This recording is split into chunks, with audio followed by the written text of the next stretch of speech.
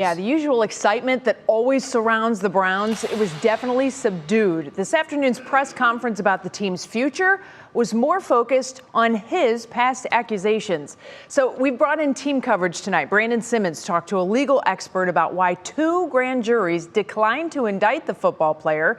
And our Emma Henderson has reaction from sexual assault activists. But first, our sports team is here to break down what the Browns have to say about their decision. So we're going to start things off with sports anchor Nick Camino. And Nick, you listening in on the whole thing. Coach Stefanski, GM Andrew Berry, Watson himself spoke.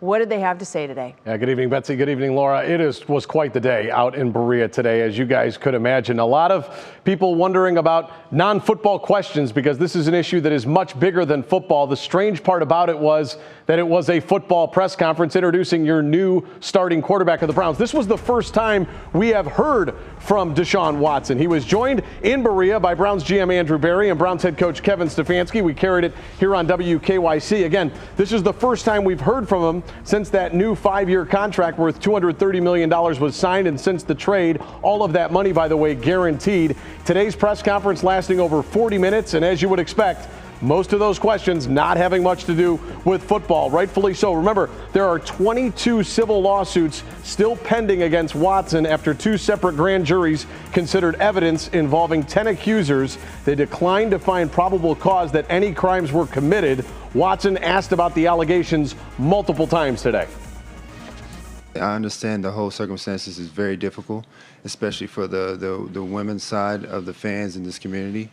I'm not naive to that. I know these allegations is very, very serious. But like I've mentioned before, I've never assaulted any woman. I never disrespected any woman. I was raised by a single-parent mom who has 2 aunties who's her sister, and that's who raised me. I was raised to be genuine and respect everyone and everything around me. All right, now, as we mentioned, Watson was joined today in Berea at the introductory press conference by GM Andrew Berry and head coach Kevin Stefanski. As you can imagine, both of them asked a lot about the decision to make this move, to trade for Deshaun Watson, to pay him the money that they are going to pay him, all of it guaranteed. Andrew Berry understanding a decision like this comes with plenty of questions. We'll never fully be able to walk in the shoes of individuals who have been affected by sexual assault. And that is something that, we thought about a lot as we went through this process, understanding, what the reaction would be. And that's something that weighed heavily on me. Now, there's another part to all of this, and that deals with Browns ownership. Let's bring in Al Pulowski. Al, the Haslams, they spoke out about the quarterback today via a Zoom call. What was your main takeaway? Yeah, Nick, thanks. A lot today going on for sure. And both Jimmy and Dee Haslam met with the media via Zoom this afternoon. We learned that this process wasn't easy, and the Haslams feel comfortable with where Deshaun is as a person. Now, we also learned that Jimmy and Dee leaned on some family members and close friends to help out with the decision, and that includes their daughters, who they met with on various Sundays to talk about the impact of acquiring Deshaun Watson. And get this, Jimmy said Dee and their daughters had full veto power over the trade. Eventually, everyone was on board with making Watson the Browns' starting quarterback. This was really hard. This was a journey that I had to get comfortable with, and I got comfortable with it the more people we talked to about Deshaun as a person. And then I got more comfortable meeting Deshaun and having those conversations. It definitely took some time, and it was definitely a process, not just on behalf of myself, but on behalf of our family and our daughters, for sure. And yes, Baker Mayfield did come up today. Both Jimmy and Dee talked about him. They thanked Baker for his service, adding that he gave everything he had, which included 4 great years of service to the city of Cleveland. So that's where the Haslams stand. Laura, we'll send it back to you. All right, Al, thanks so much. We'll check back in with you again at 5:30. Well, we all know the lifeblood of our Browns is the fans, and fan reactions have been mixed. Those who question the decision or are outright against it have been speaking out with their wallets. The Cleveland Rape Crisis Center has seen more than 1,800 donations totaling $88,000 since Watson has been announced as the new Browns quarterback. Our Emma Henderson has reactions live from Berea. Hi, Emma. Hi, Betsy. I was just in contact with the Cleveland Rape Crisis Center as well as another area sexual assault survivor advocate. Now, because of these large amounts of donations, they are also hearing a lot of conversation around this topic and around Watson. The center didn't have anyone available today, saying it has been quite the week. Watson hasn't been charged with anything, but is facing sexual misconduct allegations from 22 different women. One local advocate I spoke to said they've seen this discussion trigger survivors, and at times she feels defeated with the conversation of money and Super Bowls growing louder than the voices of victims in our community. This conversation has poured into social media and forums like the Cleveland Browns Women's Group on Facebook that has more than 6,000 members. We still love our team.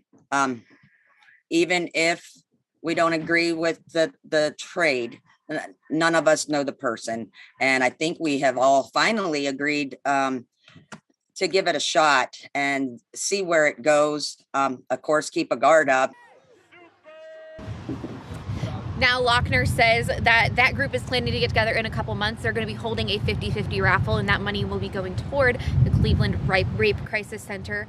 Now, I don't think we can really understate how challenging this has been for those sexual assault survivor advocates over this past week. The one I spoke to said about 100% people should be considered innocent until proven guilty. However, when this discussion is brought up so much in the media, when there's someone this high profile who's getting this much attention, it will absolutely cause problems and some pain for the survivors who are out there trying to get through their day-to-day lives. Betsy and Laura. Yeah, certainly our hearts are definitely with them in all of this, too. We don't want them to be forgotten in all of it. We do want to turn, though, to Brandon Simmons, who picks up more of our team coverage. Brandon, you spoke to legal experts about the grand jury process Watson has gone through this far. What have they told you as of now? Yeah, well, what they're telling me is right now, when you hear what the grand jury had to say, they're basically telling you we don't have enough evidence right now. And we know it's been a difficult choice for fans to decide with their emotions what's right, what's wrong. But right now, even with the grand jury making the decision they made, that doesn't tell us whether or not the allegations actually happened or not. The grand jury is the first group of people who must decide whether there is probable cause that a person committed a felony. Of the 22 allegations against Deshaun Watson, a grand jury failed to indict 9 cases in Harris County, a separate grand jury reaching the same decision on a case in Brazoria County. After seeing that from 2 separate grand juries, my belief is that there's actually not enough evidence, legally speaking, for these cases to go forward on criminal charges. Attorney Michael Gableman says the grand jury process is often considered the easy part for the prosecution, as there is a much lower standard to charge someone than there would be to get a conviction down the road. Law professor Aisha Bell Hardaway concurs, but it also depends on how the evidence is presented. The testimony and the evidence presented by the police and the prosecutors was not enough for the grand jury to say that there was probable cause that the individual committed the crime. Despite that, there's still reason for Watson to avoid the subject in public, as more evidence could be presented at a later time. Those who are suspected of crime certainly want to do everything that they can to protect their Fifth Amendment rights. The Browns organization also explained why they didn't reach out to the accusers or their attorneys, saying they didn't want to interfere in the criminal investigation. I don't want to be in a position where you might be, where what you're doing might be construed as tampering with witnesses, trying to get them to change their story. Bell Hardaway says it's also a business decision, and reputation could also play a role. The NFL has been criticized for the manner and the tone of the questions that were posed to some of the women that were in fact interviewed. Now, the only thing that we can all really be certain of is that we don't have enough evidence to make a decision in either direction. We're all relying on secondhand information. We don't know exactly what was presented to the grand jury. So that leaves all of us to sit here and really rely on emotion. And as we all can see, it's leading many of us in different directions. Yeah, it sure is. Brandon, thanks. We'll see you again at 6 o'clock. And our digital team will continue to monitor any new details with this online, of course. You can find constant updates on our website, WKYC.com, and all of our social media challenges, platforms throughout the day. Still ahead for us here on What's New, there is some dramatic new video we have been getting in of a local high-speed chase that ends in a path of destruction at a Euclid car lot. Oh my word. Plus, on the bright side, a local boy shares his unusual passion for light bulbs and fixtures of all kinds. Oh, we better turn all the lights on because it's looking a little dark and murky out there this evening, Jason. Yeah, B, we're looking for that bright side in the 7-day outlook, and we may have to kind of take a little bit longer to find it, but it is in there. At least for now, though, we're still dealing with sort of a raw feeling out there. 40s widespread across the region. We're going to be talking about increased rain showers through the start of the weekend and perhaps a little bit of snow. The details coming up next.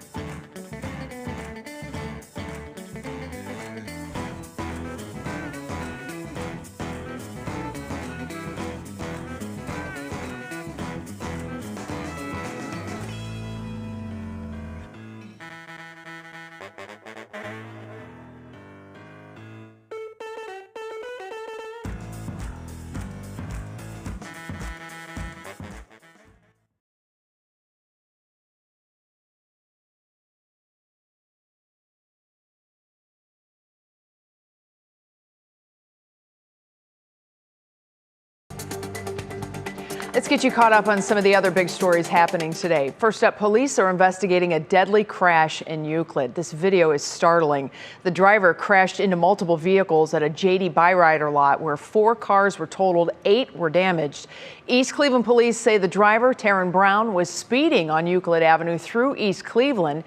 He eventually crashed in Euclid at the intersection of Chardon Road and Euclid Avenue, where he died. No other details have been released. An investigation is underway after police say a 10-year-old was accidentally shot by another child in Akron's North Hill neighborhood.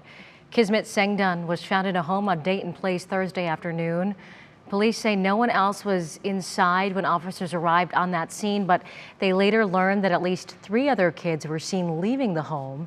Police recovered a gun and are now looking into where it came from. I don't want to say playing with because we don't know the full context of that yet. But essentially handling a firearm, and there was an unintentional discharge causing the death of the child, and it couldn't be more tragic. The boy was a 4th grader at Harris Jackson CLC. Sengdun is the 2nd young child to die in a Northeast Ohio shooting just this week. Cleveland police reported the shooting of an 11-year-old in an unrelated incident early Wednesday morning. And for the 2nd straight day, a threat forced Lorain County Community Campus to evacuate buildings and close its campuses. That community college, of course, there in Elyria, where police eventually gave the all clear just a short time ago. According to the college's VP, today's threat came in just before noon through the same online chat forum as yesterday's bomb threat. Threats of this nature could carry a third-degree felony. There obviously are investigations ongoing, but no arrests have yet been made. All right, let's talk weather. I mean, we were saying this last night. It's like a roller coaster. I can't keep up with what you guys do. Just wait. It gets better. May is a lot of the back and forth too, but right now this is when you start to realize that we have a long road to go in the season of spring. You know, what's funny about that is Betsy, Laura calls it a roller coaster. I call it like a bad Tinder date. It's like Mother Nature is catfishing us. She gives us a little bit of spring. He's so much younger than I am. He's so much more creative than I am. I just say roller coaster. Okay. Is Tinder the swiping one? Yeah. Where you swipe right and left? Yeah, and we just want to swipe left. We're not swiping right. We're swiping left. Yeah. That's bad, right? We don't like this. We'll swipe left a couple times this weekend because unfortunately we're dealing with what appears to be more winter-like weather making its way back into Northeast Ohio. For now, it's just raw out there. It's just nasty. It's ugly. It's damp. It's dreary out there. And you can see where the rain showers are getting to lap up across Cuyahoga County, Solon, even over Mayfield Heights, Munson, picking up some light to moderate rain showers as well. Some of it a little bit heavy. You can see back over towards Oberlin, but it's mild or at least moderate rain showers at this point. So here's the system right now. We're dealing with a couple cold fronts that'll slide through this weekend, one later tonight, another one coming through tomorrow, and it's going to reinforce the cold air that is going to be moving through our region here. So an amplified trough in the east equals an amplified ridge in the west. So it's very quiet. You can see back towards the west. This is sort of that path we're going to be dealing with over the next couple of days here. Damp and dreary for the rest of the evening. You can see temperatures slowly sliding off into the mid to upper 30s overnight, and some areas hanging around the low 40s as well. So your National Design More hour-by-hour forecast, we'll be dealing with this sort of on and off rain shower event overnight tonight. Notice temperatures beginning to slip a little bit come tomorrow morning, likely in the mid to low 30s. I think some areas will begin to see a little bit of that on and off rain, snow mixing precipitation on over here. Through the afternoon, we'll bop back up a little bit into the mid to upper 30s and then settle back down with that secondary cold front reinforcing the cold air late Saturday heading into Sunday. So Sunday morning for service time, look at this. These are surface temperatures down into the mid to low 20s. We power on the lake and we'll keep that lake effect snow shower on and off through the heart of our Sunday, and I think we'll begin to taper off late Sunday afternoon into the early evening hours. Rainfall accumulations, this is something we'll focus on at least over the next probably 16 hours to maybe 18 hours or so, anywhere from a tenth, maybe up to a quarter of an inch of rainfall, maybe 3/10 of an inch in some of the higher amounts of rainfall falling over the next several hours here. Wind gusts as well. We got to be talking about the wind gusts. So it's not only going to be raining for the start of the weekend, it's also going to be blustery out there as well with some of that blowing rain. Gusts likely approaching 25 to 30 miles per hour. So hang on there. Here's your Union Home Mortgage 7-Day, okay? We'll get through the weekend. I promise you. Some of that silver lining is going to come midweek next week. But look at this. We got to talk about another rainy system moving in. We'll start things out in the 20s on Monday morning. I know it's a real ouch for the 20s. And then likely again on Tuesday, late rain chance likely on Wednesday moving in, and then likely some rain and rumbles come on Thursday. Laura and Betsy. Great. Thanks, Jason. You're welcome. 20s. Oh, okay. Doesn't sound good. We good. can make it. No, yeah, we can. We can do it. Coming up, one 10-year-old boy has a pretty unique passion, flight. We're going to introduce you to Northeast Ohio's boy who already has a sponsorship and is making it big. Then what pops out from the hole? We'll show you an hour worth to watch.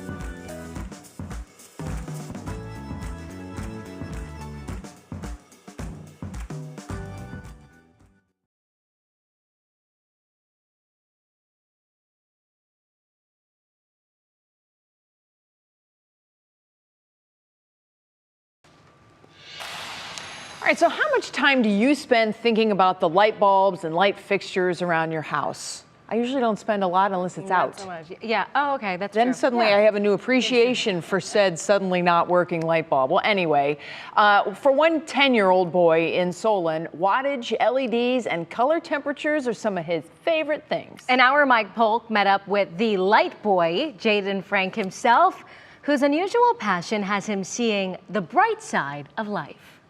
To love beauty is to see light. Victor Hugo. It's safe to say that Jaden Frank of Solon couldn't agree more with that philosophy.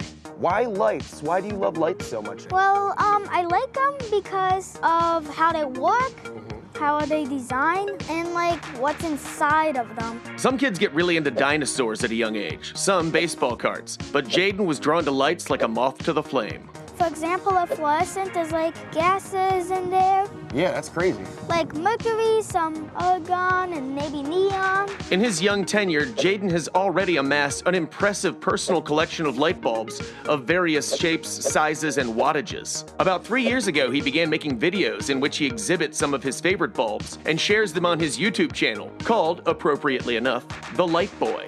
The rainbow lamp. In 3, 2, 1. Wow! From that point, things really got lit. Recently, Jaden's passion for phosphorescence actually earned him a sponsorship with a company called 1000bulbs.com. Next up for Jaden was his national TV debut on The Ellen Show, where the light boy wowed guest host Julie Bowen with his brilliance. Wait, what's going on?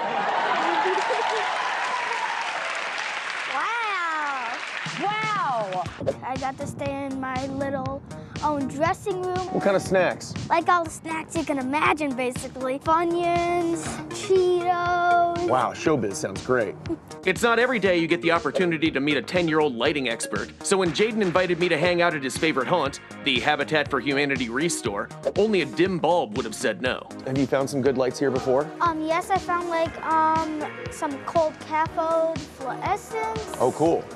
This one fluorescent flashlight. Oh, you got a good flashlight here? Okay, nice. Okay. There's lighting right there. That's how you know. Yep, that is how you know. Spot anything on the top, I can't really. Yeah, you can't. See That is an it, issue, isn't it? Whee! See anything? Any of these look good?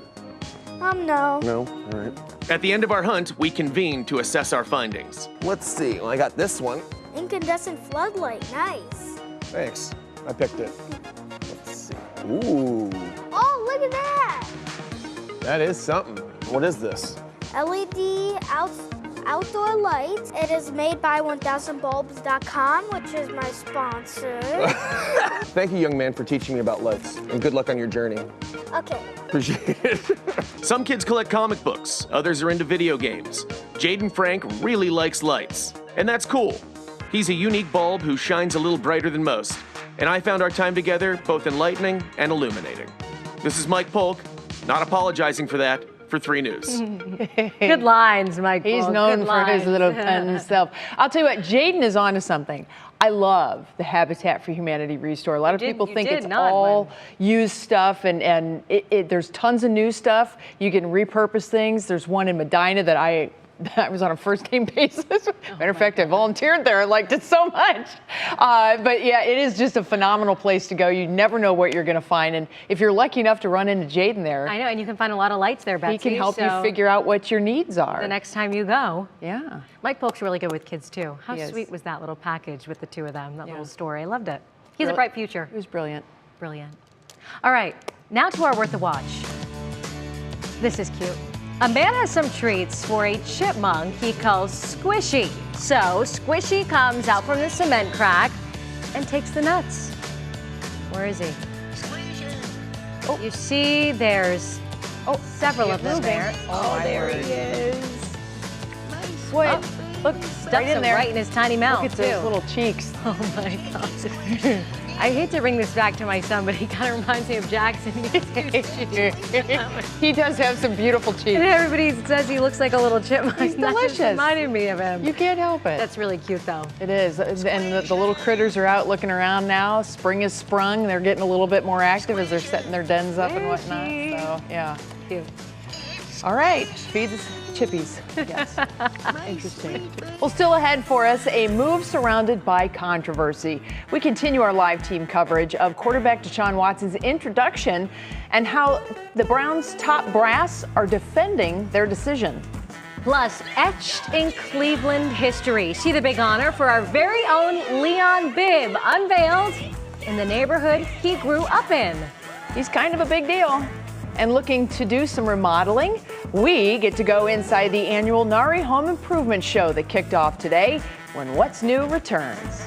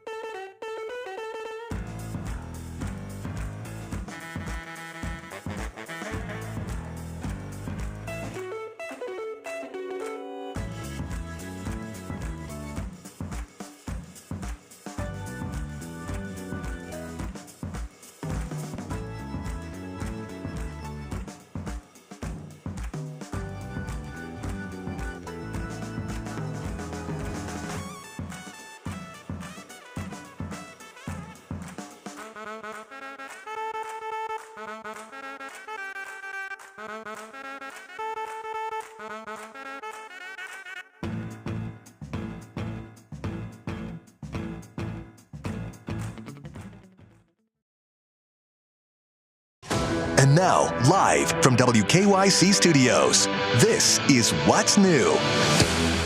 Welcome back to What's New, everybody. It's now 5:30. Thank you so much for staying with us. I'm Betsy Kling alongside Laura Casa, who's sitting in for Jay tonight. Thanks for having me. Betsy, busy day here, of course. Lots and lots of sports news. Our team coverage on the Browns' new QB, Deshaun Watson, continues. The controversial pick has fans and advocate groups speaking out. We'll hear from Emma Henderson on that in just a minute. But first, Nick Camino and Al Pawlowski are here with what top leaders in the Browns organization have to say about their decision. Yeah, we tee up Nick first, and you listened in live during this afternoon's comments with Watson and Andrew Berry and Kevin Stefanski. Quite a different tone, though, when they all sat down on the podium. Yeah, absolutely, Betsy. We carried it live here on WKYC. This was a press conference that really didn't have much to do with football, rightfully so, and I think a lot of people expected that at the introductory press conference for Deshaun Watson. He was joined by GM Andrew Berry and head coach Kevin Stefanski at this press conference today. A lot of them fielding questions about sexual assault allegations surrounding Watson. As you would expect, not much football, right? Watson is still facing 22 civil lawsuits. He said as of today, he plans to fight those and not come to a settlement. Now, even though two separate grand juries considered evidence and declined to find a probable cause that any crimes were committed by Watson, the new Browns quarterback got a firsthand account that plenty of questions are still surrounding him being here in Cleveland to play football.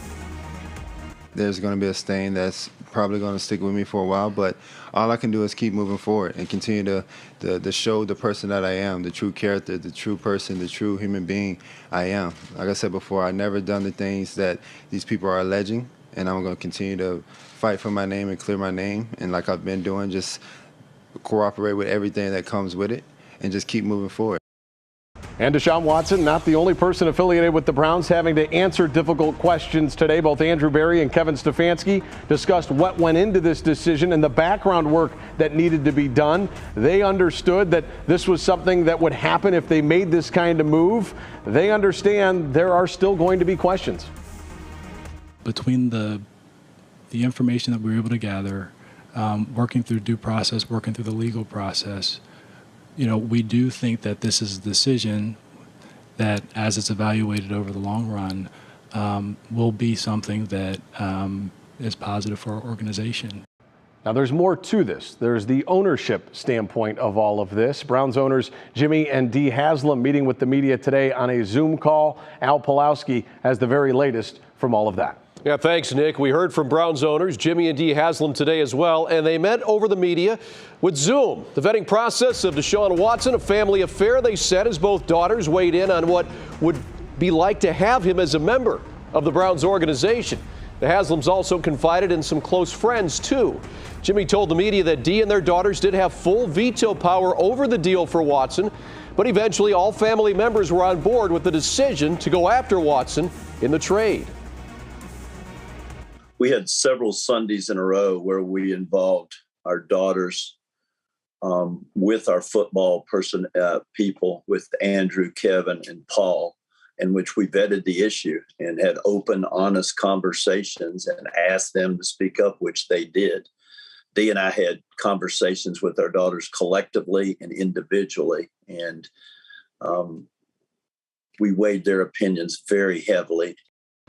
So some other interesting things that Dee and Jimmy said. They're both comfortable with Deshaun Watson as a person. The more they learned about him and did research on him. The Haslams also mentioned that Watson has asked about how he can help in the community, specifically what organizations are the Browns involved with. So still much more to come on this one, Laura, as we continue on with our coverage of Deshaun Watson becoming a Cleveland Brown. Yeah, of course. And if you want to watch that full video, we have it on our website, WKYC.com. Al, thanks. You got it. And so now we turn to the fans. Now, if the team is the heart, the fans are the soul, and that soul is troubled right now. Those who question the decision of bringing Watson onto the team or are outright against it have been speaking out with their wallets. The Cleveland Rape Crisis Center has seen more than 1,800 donations totaling $88,000 since Watson has been announced as the Browns' new quarterback. Our Emma Henderson is live from Berea with reactions from Browns Town. Emma? Hi, Betsy. Well, I've been in touch with the Cleveland Rape Crisis Center today, as well as other area sexual assault survivor advocates. Now, because of those large amount of donations, they are also seeing a large amount of difficult conversations that are happening around the topic. Now, the center didn't have anyone available today, saying that they have been extremely busy and it's been quite the week. Watson hasn't been charged with anything, but is facing sexual misconduct allegations from 22 different women. One local advocate I spoke to said they'd seen the discussion trigger survivors, and at times she feels defeated with the conversation of money and Super Bowls growing louder than the voices of victims in our community. This conversation has poured over into social media and forums like the Cleveland Browns Women's Group on Facebook that has more than 6,000 members.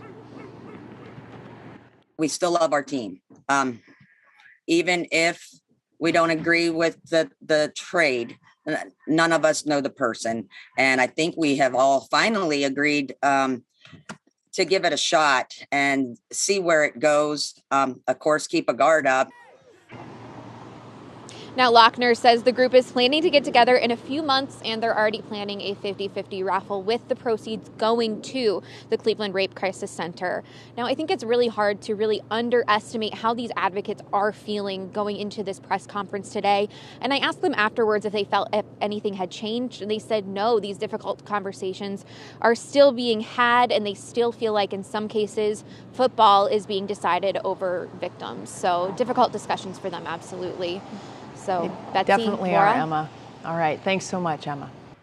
Our digital team will continue to keep an eye on any new details online. You can find constant updates, of course, on our website, WKYC.com. We're posting consistent messages over on our social media channels, too. Here's what else is happening. A 20-year-old man from Richmond Heights is dead after an early morning crash in Euclid. It happened at the intersection of Euclid Avenue and Chardon Road after police say the man, Taryn Everton Brown, was driving at a, quote, extremely high rate of speed. East Cleveland police were also involved after a chase started in that city. Several cars at a local dealership were damaged from the crash as well. In Akron, a 10-year-old boy was killed in what police call an accidental shooting that happened in the 100 block of Dayton Street yesterday afternoon and evening. The boy, Kismet Sengden, died of a gunshot wound to the head. Preliminary information shows that kids may have been handling a gun when it went off unintentionally by another child. The boy did not live at the home where it happened, and an investigation is underway to determine the owner of the weapon. And President Biden is in Poland today, focusing on Ukraine's refugee and humanitarian crisis. The president visited with U.S. troops and met with Poland's president, along with aid workers supporting the more than 2 million Ukrainians seeking safety. President Biden is also set to deliver a major address tomorrow on the state of the war, as he promises more help and doubles down on his accusations against Russian President Vladimir Putin. Still to come for us here on What's New, we are heading back to Akron, where a student reporter from the I Promise School news team speaks to local artist Don Drum. Then we head back to Cleveland, where one street has a new name, kind of. How the city is honoring a true local TV legend. But first, we say hello to Jason. Hey there. In case you guys haven't heard, we're headed back to winter. But I promise you, we won't be there too long. We got a lot to cover coming up in that 7-day outlook, so don't go anywhere.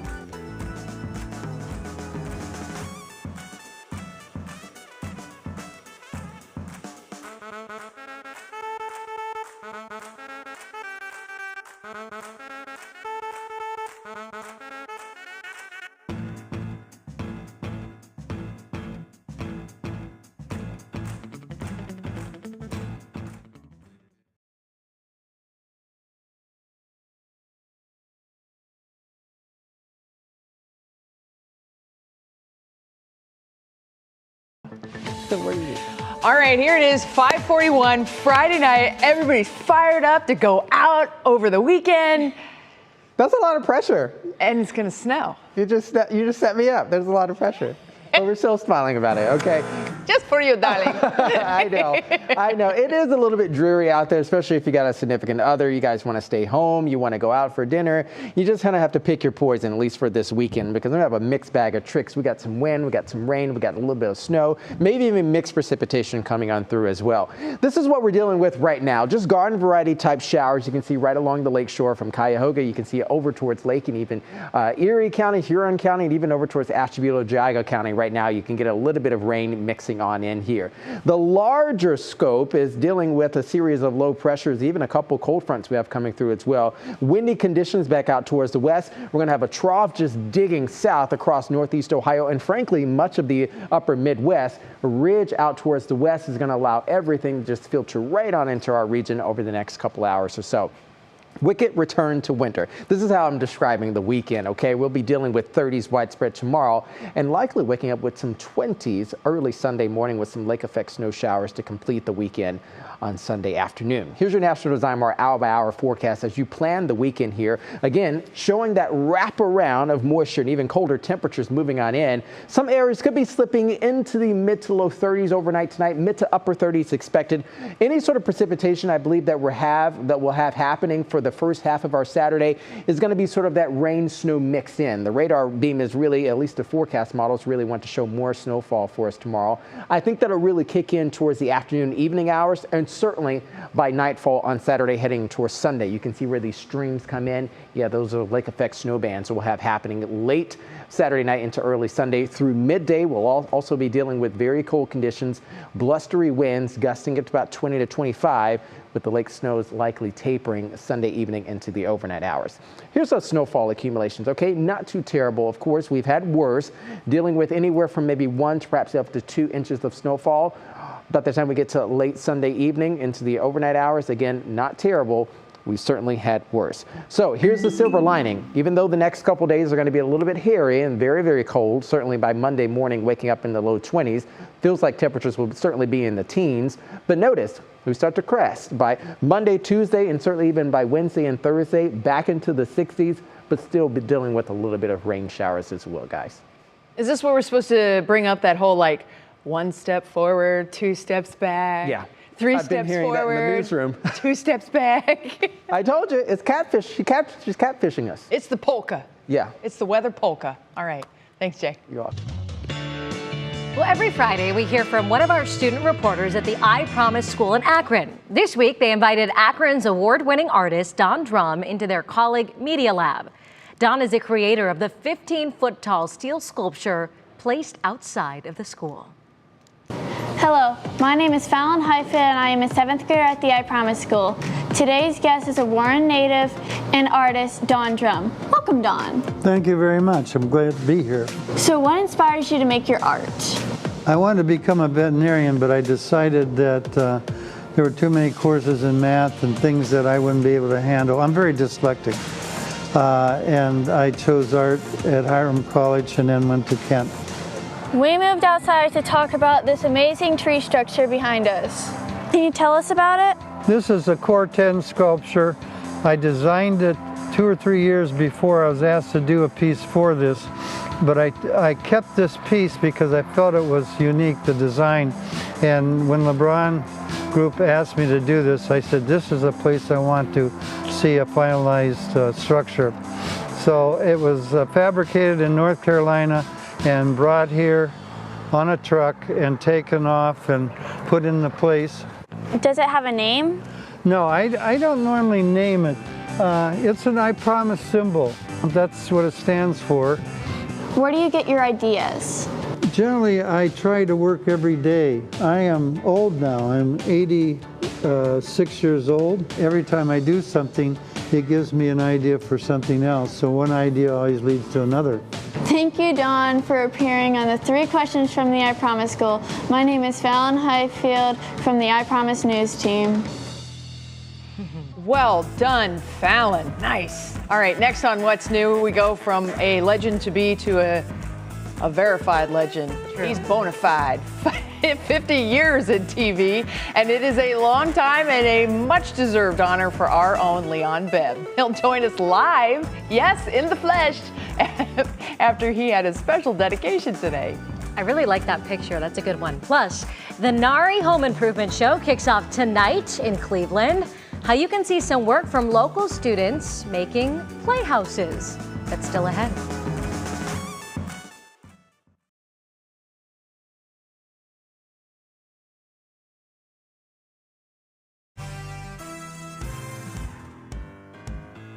I'll be talking about this level. How do you read this transmission? I'll be at about this level. How are you? Hi. How are you? Fine. How are you? Well, what a big day. They gave me this and gave me a few.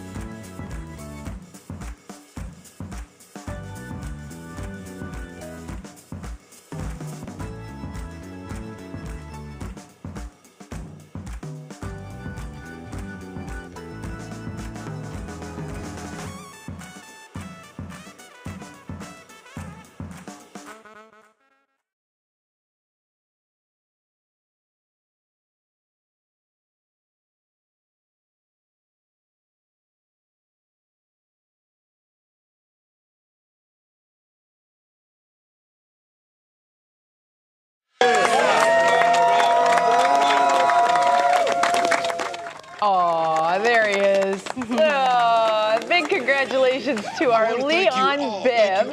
As the city of Cleveland honored our TV news legend, I'm going to go ahead and just claim you for the whole thing, our TV news legend, and renamed a city street after him. Now you can drive and visit, check out Leon Bibb Way at East 105th and Parkgate Avenue. That's just where he grew up, down the street there in the Glenville neighborhood. And we are so honored to have Leon here with us, a fellow Bowling Green alum as well. Bowling Green's been good to all of us. I know, right? Yeah. Okay, so you've been in TV for 50 years. When you first started back in the day, did you ever imagine this would happen? No, I was just glad to get a job. When I started in Toledo, Right? I started in Toledo 50 years ago, and I was just glad to get a job in television. Yeah. You know, I was on television. What an incredible career you've had.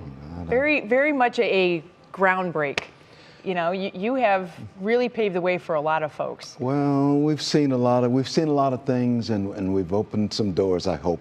So. There were times I felt like Jackie Robinson in baseball. Sure. There were times I felt like that, and even felt some pressure, doing this way back in 1971 when I started in Toledo before going to Columbus and then coming back to my hometown of Cleveland, working here.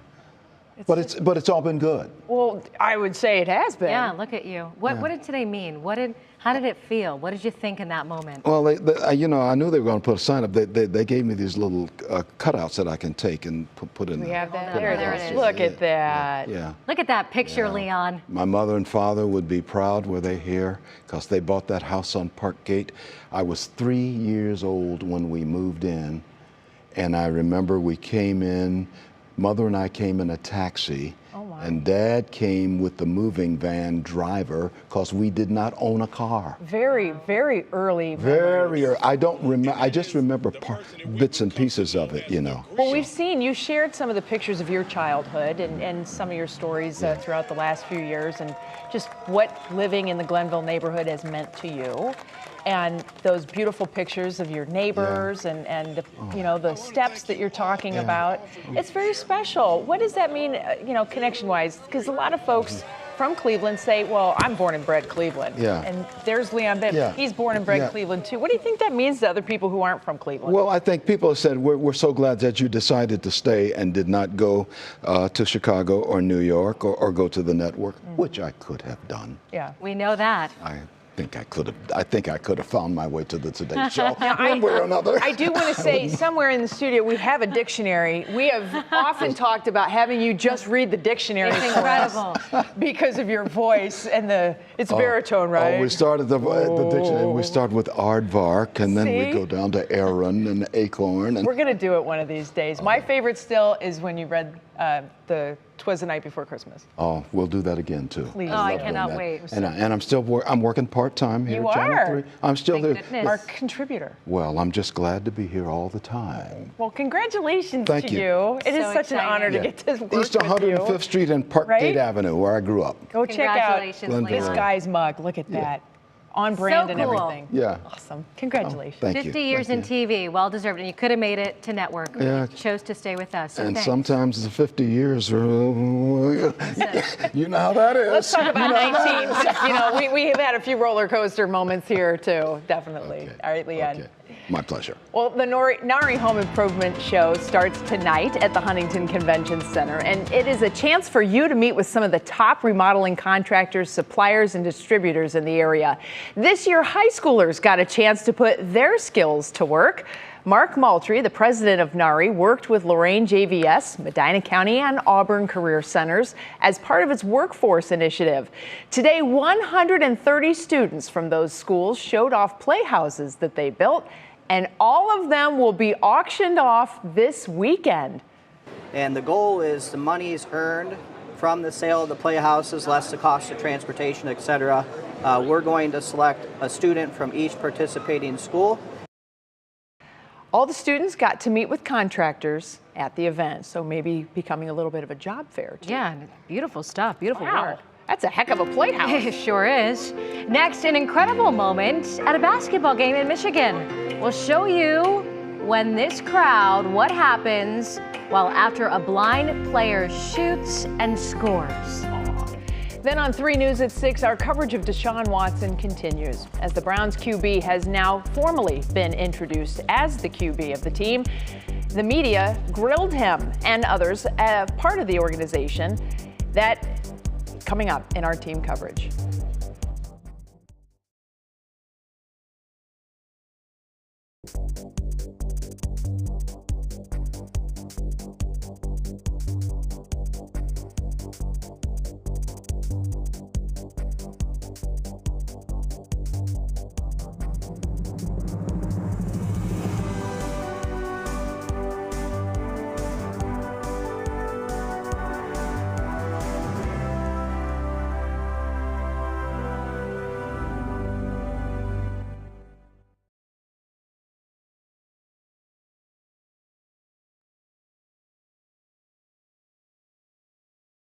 Polio vaccine and all I gotcha.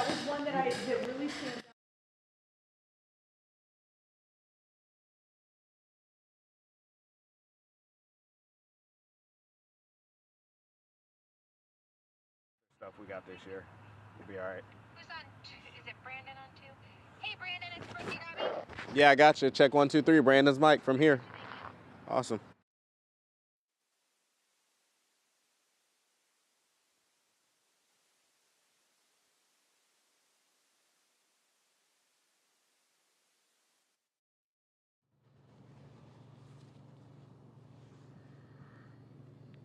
This is Jim on Brook. We're out here. We got you. What up? Hello.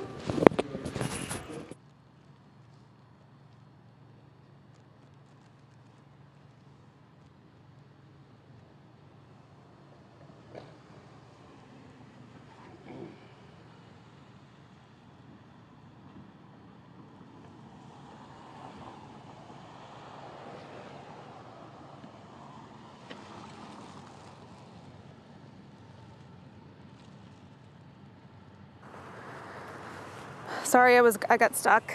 Hi. Yes, I'm Annie Abraham here in Akron, where we're talking about the boy who was killed. Cool, thanks.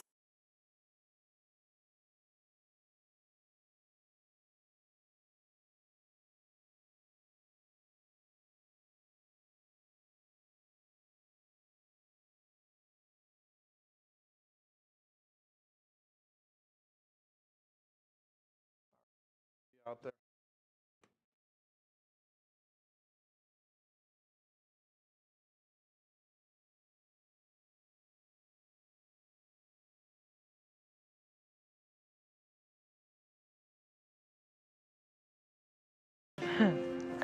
We have an amazing Show Us Something Good today. Check this out, this viral video that was posted by the Zeeland Public Schools in Michigan. The basketball game was part of the unified sports programming for special education students.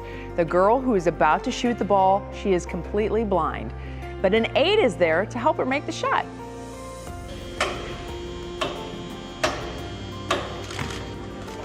She did it. How cool. Don't you just have chills? I totally have goosebumps right now. The original video posted by the school has already been viewed almost 2 million times. If you need to pause and you want to smile, this is one to make you do it. I'm sure that's going to have a few million more views by the end of the night. You go, girl. Well, thank you all so much for watching What's New on this Friday. We hope you have a wonderful weekend. We'll be back on Monday. 3 News at 6 starts right now. Deshaun speaks out. I've never assaulted or disrespected or harassed any woman in my life. The Browns introduced their new quarterback to Cleveland amid questions about sexual misconduct involving multiple women. Watson reaction. Browns fans closely watching today's developments, reacting tonight to Deshaun's comments about his